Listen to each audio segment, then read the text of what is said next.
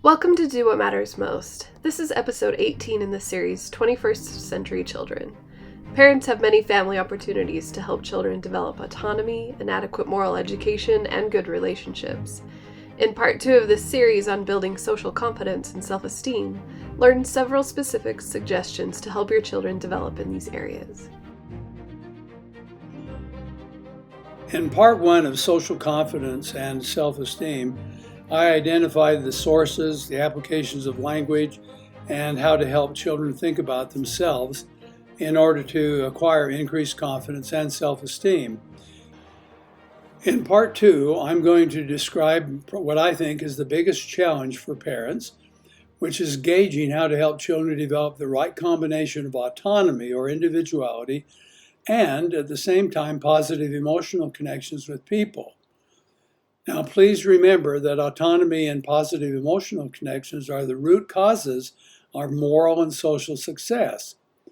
So now I'm going to define autonomy and tell you that it exists when an individual knows enough about him or herself to feel as if their own choices and behavior originate from within themselves, regardless of whether there is pressure from others or excessively seeking for approval, feeling dependent, or believing that others always know better. That is, if a person has autonomy, I will have my own ideas, I will understand what my own values and my own decisions are, rather than too much dependency, too much fear. Further, this is characterized when individuals have their own values, preferences, and behavior, and these maps exist for their choices and their actions when they're around other people. Now, what that means is that when I walk into a social situation, I have some sort of idea or map about how I want to act in that situation. Be kindly, courteous, engage in interest, pay attention to them, and so forth. So children who have a sense of autonomy and are helped to, they are also better able to have these positive and confident connections to other people. Now I want to define emotional connections. These exist when a child's emotions can be understood by themselves, that is, I know what I'm feeling. They are communicated or can be talked about. They are displayed to others in a climate of safety, security, and trust. And this experiencing too much self-doubt and exhibiting limited social adequacy. What that means is that I'm aware of myself emotionally. I can sometimes tell what I'm feeling, and that I'm aware of the feelings I have for certain situations.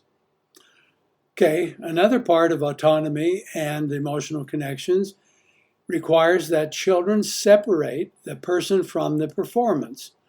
Now, sometimes parents will put a lot of pressure on kids to get high grades, and therefore the children think that high grades are synonymous with themselves. Or sports-minded parents will say, you can do this, you've got to play football, basketball, whatever, and they will put a lot of pressure on them. It could be positive pressure, but a lot of pressure so that the child feels that wins or losses determine their own adequacy. Now, children have difficulty when there is too much criticism, too many reminders, too much control, too much emotional enmeshment, where they are required to feel what parents feel, and there's too much intrusiveness on the part of others. And, by the way, too little time for self-reflection. Too little social exposure and communication, too few healthy social contacts, too little opportunity to express their opinions and ideas, too little opportunities to take appropriate risks, too little understanding of empathy and compassion, and too little understanding of social situations and how to adapt to them. And of course, too little understanding of people as unique individuals. All of these make it difficult for children to separate themselves as an individual from their actual performance. Now, the result is the loss of self-esteem and social apprehension rather than confidence. Now, these occur inside families because of 5 very commonly practiced forms of behavior that are dysfunctional in many families. One of these is learned helplessness, where a child says, I can't do it, and somebody does it for him. It's too hard for me, and somebody does it. Gradually, over time, the child just learns to be helpless. Or let's suppose that parents will organize a family problem solver where they'll select a child who listens and pays attention. And this child who listens and pays attention, the parents will tell problems, challenges, even about other kids. And pretty soon, this child begins to feel a burden, a fairly big sense of obligation to care for other people. And he and she has become a parent, not a child. A third dysfunctional possibility is called the family scapegoat. It just simply means that we all seem to get together, and to avoid responsibility ourselves, we just pick out one child and we blame that child. So it's always David's fault. He did this, he did that, or so on. And you might think, oh, we don't do that anymore.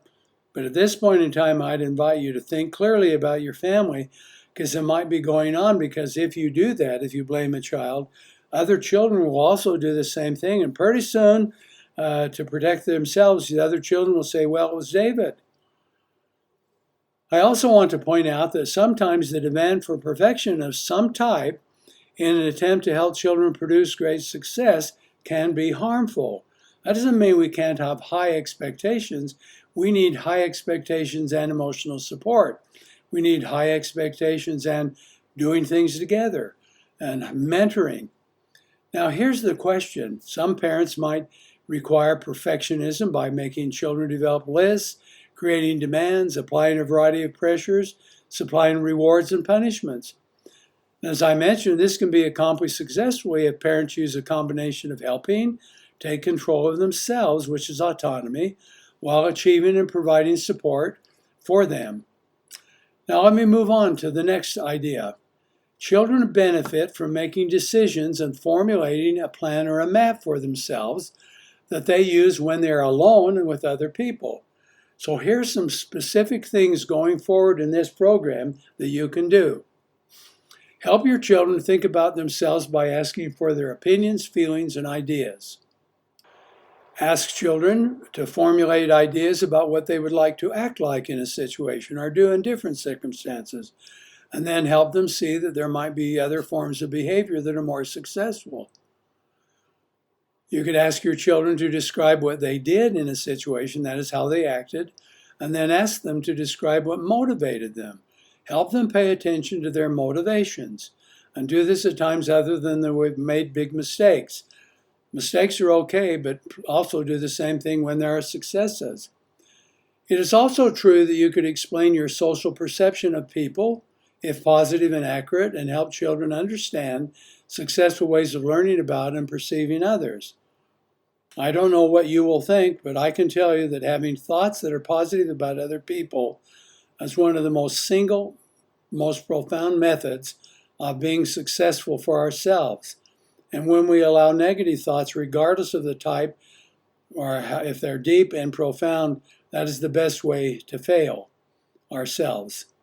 It is also true that religion helps children develop a sense of autonomy and emotional connections. And the reason for that is because there's a lot in all of our religions, interesting, that promotes social confidence and self-esteem. So if you're a Christian, for example, Jesus taught that we should not overreact and give control of ourselves away to others, but instead learn how to manage ourselves so we can love even our enemies. Jesus gave his apostles positive and powerful names. He named Peter the Rock and James and John the sons of thunder. He also taught his apostles and us to approach people with kindness and of understanding, and give them second chances whenever possible, and also to express charity. He demonstrated the importance of an honest appraisal of oneself. Here's his language. He's telling the truth. I am the way, the truth, and the light. Well, you turn to a child and say, well, what are you? Tell me who you are and what you're like. He also taught us the true power of believing in faith. And he asked people to do things they had never done and encouraged them so they would find success. He demonstrated the importance of taking time to understand each person as an individual. So, do you have faith to be healed? He said to a blind person. I'm asking a question about you and I'd like to know your opinion. He demonstrated the importance of having a purpose to achieve. He also demonstrated the importance of understanding one's own history and applying the lessons that he learned from that to ensure he communicated clearly to other people. In Luke chapter 4, for example, he stood up in his own synagogue or church, read the scriptures, and then said to the people, "This day is this scripture fulfilled in your ears." And he's telling them about his history. He's telling them about who he is and what he's like. And that is important for us to learn to do. So you might actually have little practice sessions, for example, around the dinner table or some family meeting, where you teach your children to say, "Tell us who you are and what you're like," and have them do that several times over a period of time so that they learn the correct words to use that accurately describe themselves. Quite often we don't think about ourselves in that way, and so when somebody asks us, we don't tell them the right thing or wish we had told them something else, and that embarrassment leads to the idea of, say, anxiety. He also taught a variety of social skills that enable people to understand moral principles of how to care for others and still maintain one's sense of integrity. Now, let's suppose that you're interested in promoting the idea of confidence and self-esteem. One of the three sources has to do with an adequate moral education. I'm going to spend a little bit of extra time on that because I'm not quite sure that we're doing as well with this as we could and should. So here's the notion. Morality is almost always viewed as a combination of some rules and some actions in some situation, but especially the interpretation of the relationship between one person and another. I'll show you how important that is. A couple of kids in my neighborhood reported that they had found a woman's purse on the sidewalk while they were walking home. Well, they opened the purse and found in the big purse there was a smaller one with a lot of money. And when my child was telling me about that, I said, "What did you do?" And he got silent, and then he said, "You know, Dad, we thought about taking the money and giving about the purse, but I found out that the purse was owned by our neighbor. So I made sure that we put everything back and then took the purse to her."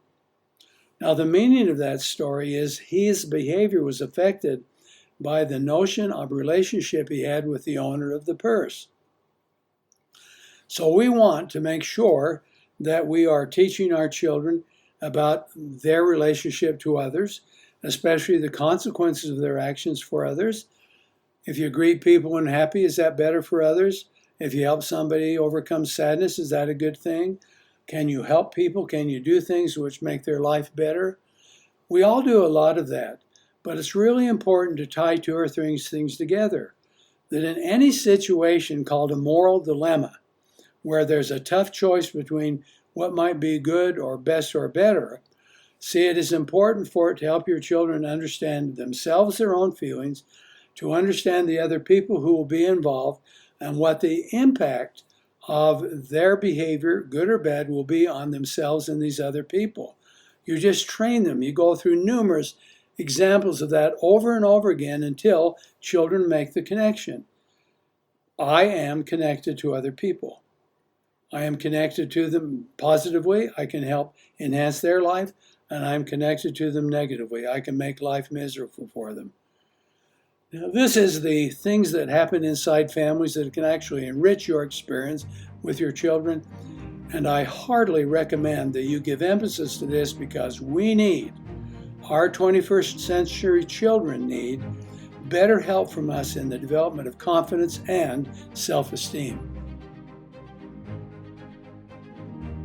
Thank you for listening to this episode of Do What Matters Most, which is sponsored by firstanswers.com, where you can find new tools for families and parents of 21st century kids with a focus on emotional self-reliance. Visit firstanswers.com to sign up for a free newsletter. Find Do What Matters Most on Facebook and our website, mattersmostmedia.org, where you can ask Dr. Scoresby your own questions. Remember to subscribe to stay up to date with new episodes. Give us a rating and write a review on the podcast app or Google Podcasts and let us know what you think about Do What Matters Most.